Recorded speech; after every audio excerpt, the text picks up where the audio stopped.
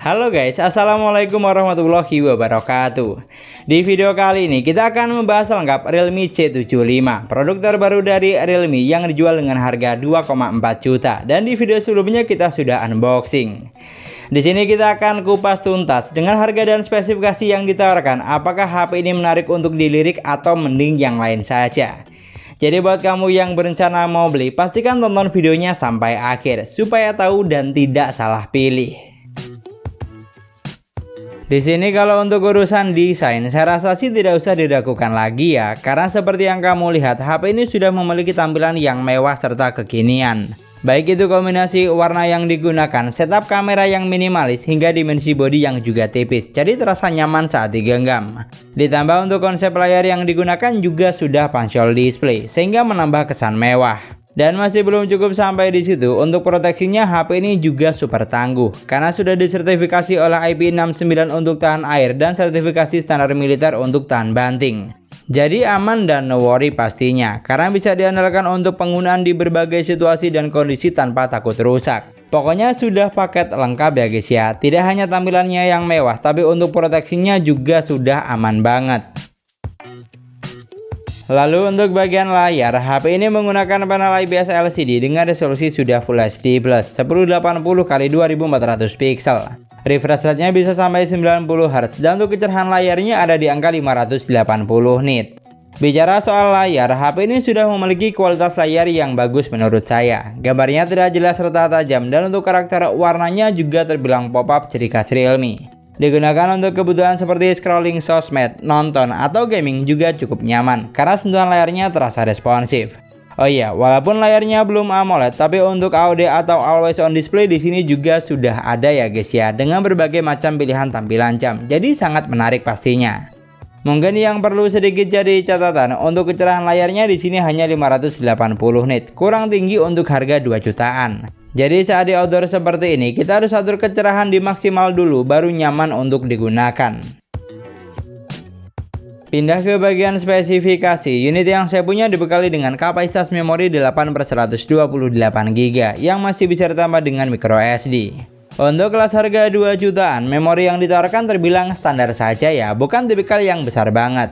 Dan yang sangat disayangkan, untuk jenis ROM yang digunakan juga hanya eMMC dengan skor pengujian ada di angka 12 ribuan poin.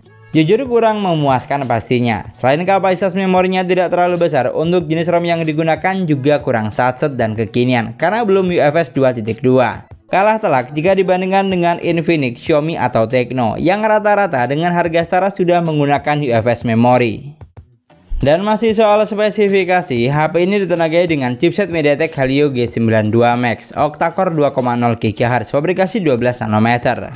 Bukan tipikal chipset yang gahar ya guys ya, karena saat dilakukan pengujian menggunakan Geekbench 6, skor yang dihasilkan ada di angka 441 dan 1397 poin untuk multicore-nya. Sedangkan untuk AnTuTu Benchmark, skor yang dihasilkan hanya di angka 270 ribuan, tidak bisa dibilang tinggi untuk kelas harga 2 jutaan. Atau artinya untuk urusan dapur pacu, apa yang ditawarkan HP ini hanya biasa saja ya guys ya, jauh dari kata gahar. Jujur agak kurang greget sih ya, harganya 2 jutaan tapi spesifikasi yang digunakan sama seperti HP 1 jutaan, baik dari sektor memori hingga seri chipset yang digunakan. Jadi kalau kamu cari yang speknya gahar, bisa dipastikan HP ini jelas kurang cocok ya, kalah jika dibandingkan dengan Infinix, Xiaomi atau Tecno. Kemudian untuk urusan sensor, pada intinya HP ini sudah dibekali dengan jumlah sensor yang lengkap. Karena sensor penting seperti cahaya, magnet, orientasi, dan giroskop sudah ada, walaupun masih menggunakan virtual gyro. Bahkan buat kamu yang butuh sensor NFC, di HP ini juga tidak ketinggalan, jadi kamu tidak usah khawatir. Sekarang untuk performanya, seperti biasa, HP ini saya gunakan buat main game Mobile Legends, dan untuk grafik yang terbuka bisa sampai ultra dengan frame rate high.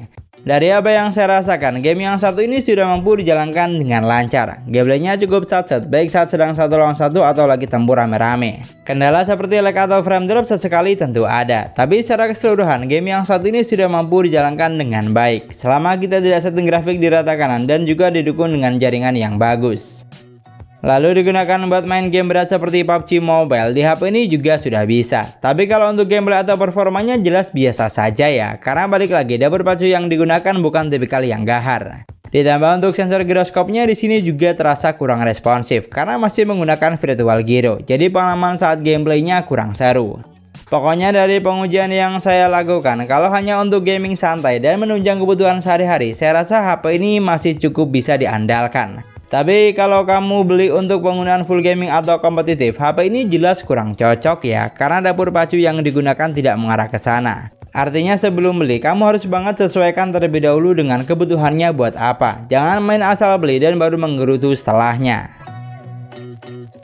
Geser ke bagian baterai, HP ini memiliki baterai jumbo 6000 mAh dengan kecepatan isi daya sudah SuperVOOC 45 Watt. Yang mana setelah saya coba charging selama 30 menit, baterainya bertambah 36%, charging 1 jam bertambah 69%, dan butuh waktu sekitar 1 jam 24 menit untuk isi daya dari 10 sampai full 100%.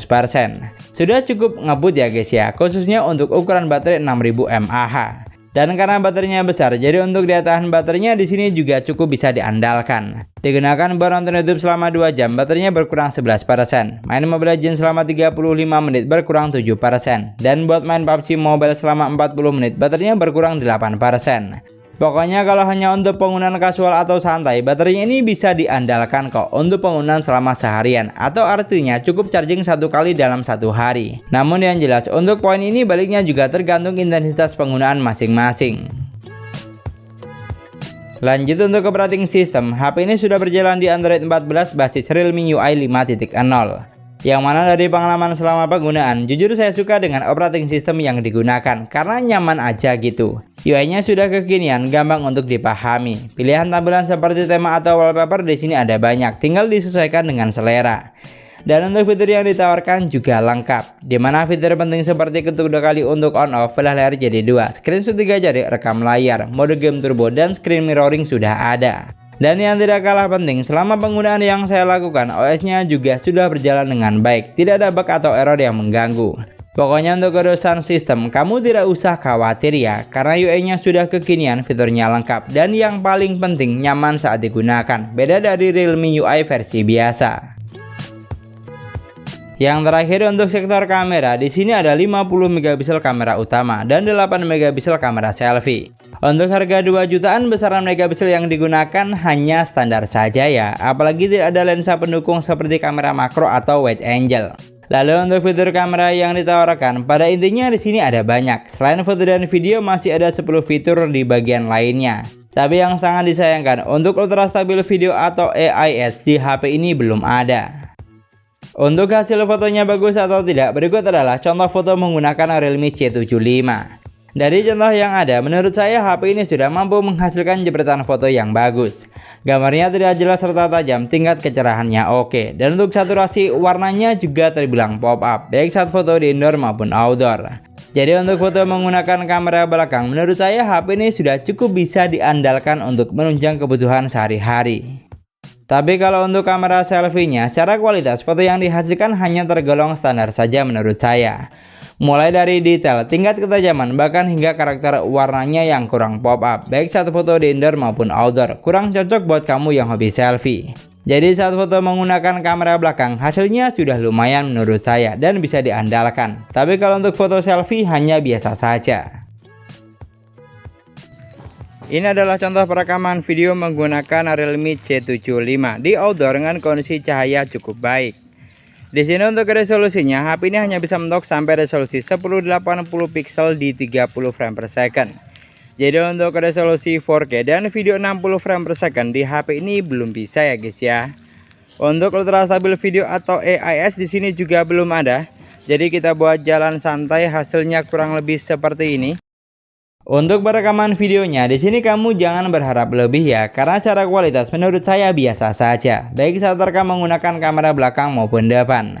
Mulai dari tingkat ketajaman gambar hingga karakter warnanya, jadi kayak kurang memuaskan aja gitu, beda dengan hasil fotonya. Dan itulah tadi pengalaman saya selama bareng Realme C75 untuk penggunaan sehari-hari.